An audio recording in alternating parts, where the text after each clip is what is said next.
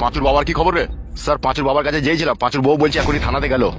গুদমারানির ছোড়া পাঁচু বিশাল টেনশন দিচ্ছে আমাকে। আসুন আসুন এমএলএ সাহেব, আমি আপনার কথাই ভাবছিলাম। আমার কথা ভেবে কোনো লাভ হবে না অফিসার, ভাবতে হবে ওই শুইরে বাচ্চা পাঁচুর কথা, যে আমার মেয়েকে 3 দিন হলো বাড়ি থেকে বাই করে নিয়ে গেছে। এমএলএ সাহেব, সে তো আমরা চেষ্টা করছি আপনার মেয়েকে সহি সালামত আপনার কাছে ফিরিয়ে দেওয়ার। তাড়াতাড়ি করেন এমএলএ সাহেব, তার আগে যে মেয়েটার পেটে বাচ্চা হয়ে যাবে। আপনারা যেভাবে দেরি করছেন। ওই বুকাচুদা, মুখ সামলে কথা বল, তুই চুপ করে থাক।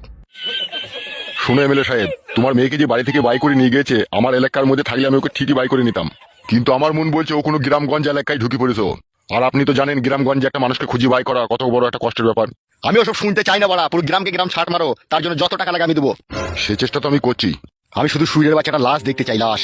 মেজবাবু গিয়েছিল ওখানে পাঁচুর বাবার কাছে, ওনার স্ত্রী বলেছে নাকি এখনই থানায় দেখা করবে, তা উনি মনে হয় আসছে যত সম্ভব। ওকে জেলের ভিতরে হয়ে ঘাকত দাও, তাইলে ও সত্যি কথা বলবে। এমএলএ সাহেব, আপনি আইনের লোক হয়ে কেন বেআইনি কথা বলছেন?